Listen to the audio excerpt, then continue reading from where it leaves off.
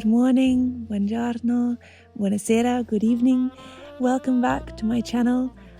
Last week I made vintage baubles for the Christmas tree. This week we're putting up the tree. Later on I'm baking gingerbread cookies.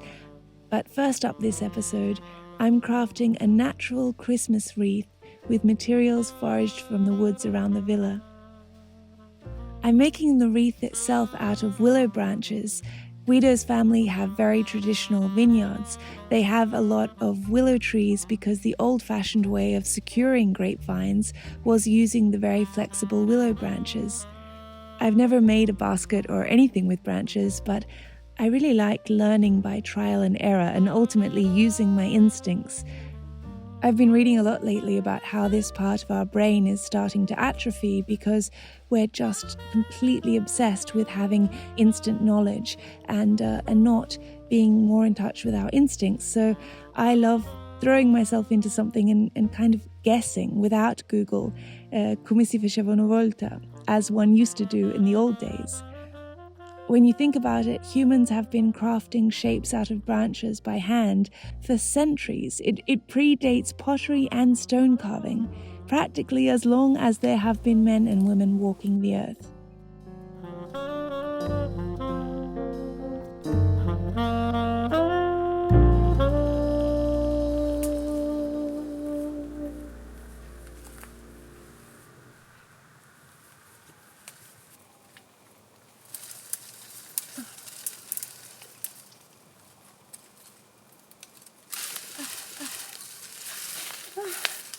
Perfect.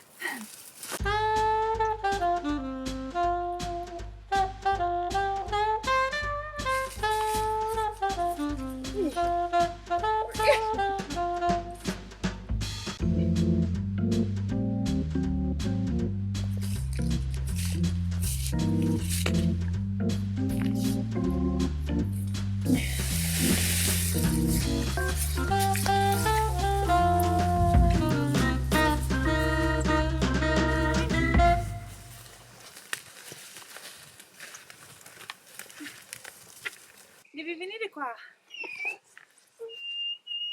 Vieni qua. Okay, you mind the camera.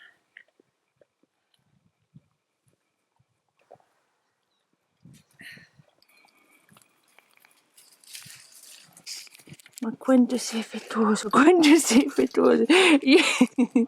Amore, ma io... Amore, ho capito. Meno baci, più lavoro. Hai capito? Sì. Yes, you understand. Oh, ma cosa... Che fai? You're going to knock over the camera. Godiamoci questa vista. Let's enjoy the view. Okay, that was supposed to be the first branch, but non importa. I understand. Okay, we...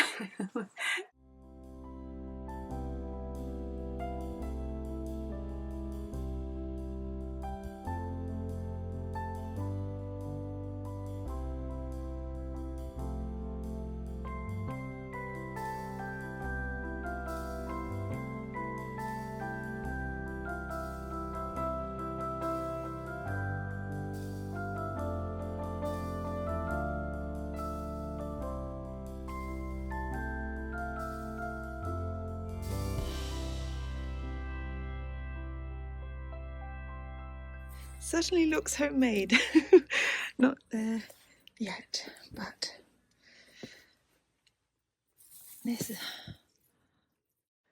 It's so gratifying because I really had no idea how to do this, and then you just sort of use your instinct, and before you know it you have something that exists. And this was all just, you know, on the ground, just, I don't know, nothing, and now it exists, and it is something. And sort of search for a point where I can, a point of entry like this, and then sort of, if it's long enough, and if it doesn't break, bring it round.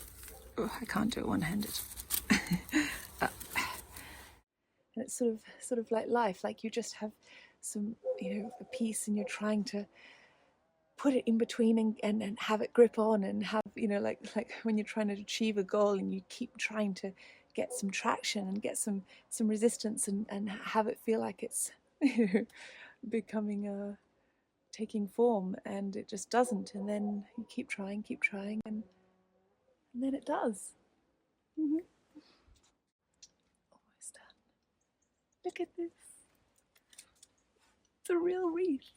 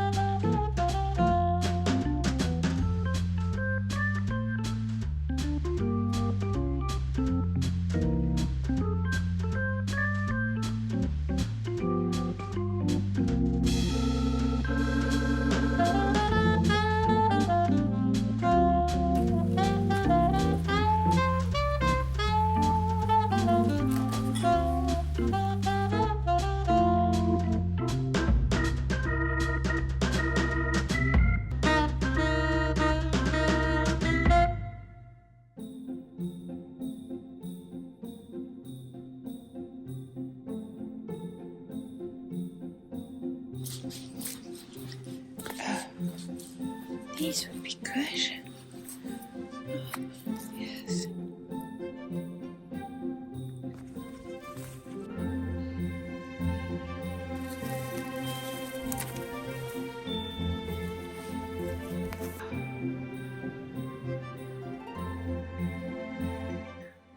I just love gumboots because my feet are in nice thick cozy socks, so they're all warm and dry, but I have my gumboots on, and so I just go squelching through these puddles, this mud and all this sort of wet grass, and you feel invincible. Do you know what I mean? What's that saying? There's no such thing as bad weather, only an ill-conceived outfit. That's not it. That's not it, but you know what I mean.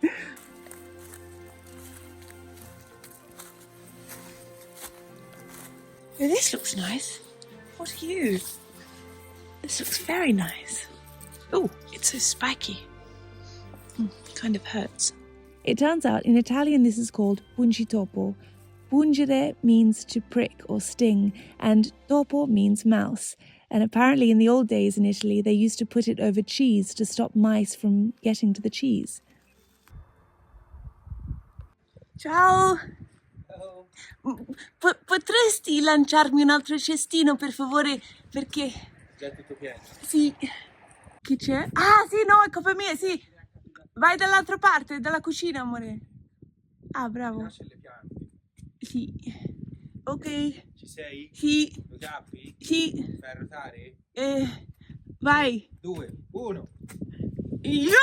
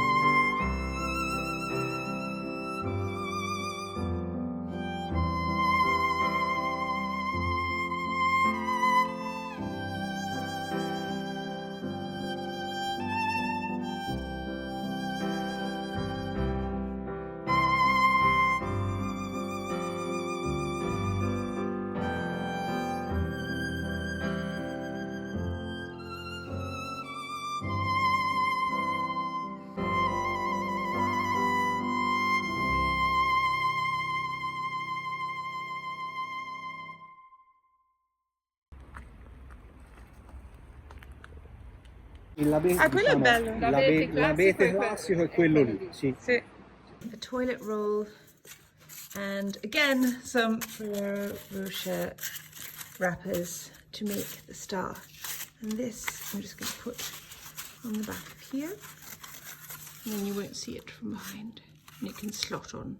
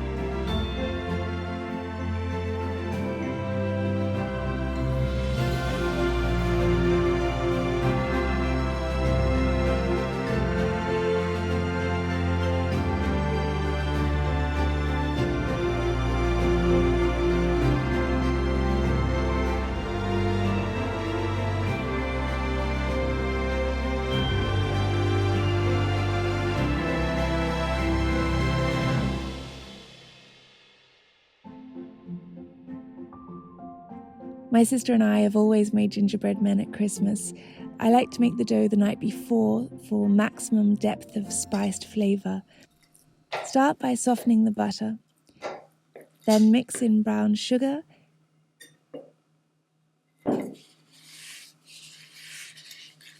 and then the darkest honey you can find, or maple syrup, or ideally molasses.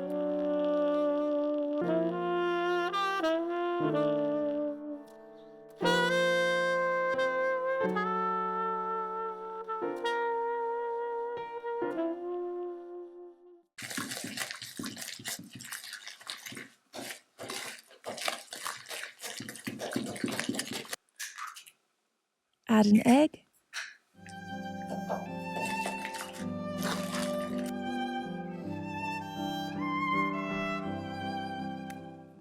some vanilla bean paste. I love ginger. Guido also loves it because his mother is actually half Swedish, so they grew up loving the Swedish Christmas ginger biscuit, pepparkaka. So I'm adding ginger powder and also fresh ginger. I have some cloves which I'll chop as finely as possible. So in another bowl, you want to mix your dry ingredients of the flour, powdered ginger, cinnamon and nutmeg, ground cloves, baking soda, and salt. As is often the case, I find it easiest to mix thoroughly with my hands. At this point, I decided to add even more ginger powder.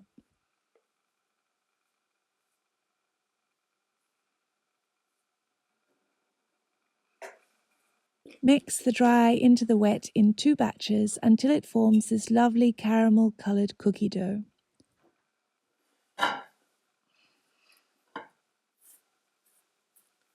If you're in a hurry to bake them, divide your dough into 2, roll it out flat, and that way it will firm up faster in the fridge. That way, instead of waiting overnight, you could just wait a couple of hours. I actually made this at 3 a.m. because I had to speak to my bank in Australia, who have caused me so many problems and mistakenly blocked all my accounts. There's nothing that takes the edge off a frustrating 2.5-hour call with your bank than preparing cookie dough by candlelight.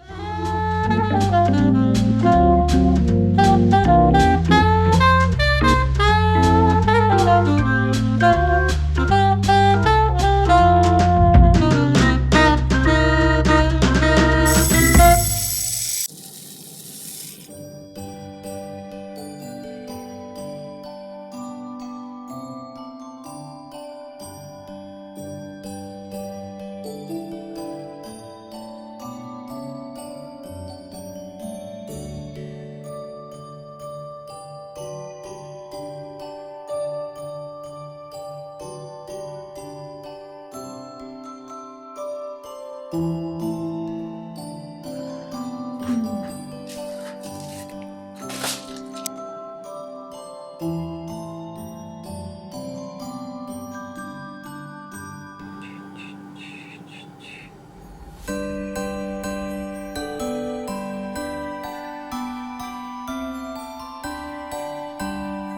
like to firm my dough up again just for 5 minutes in the fridge before baking.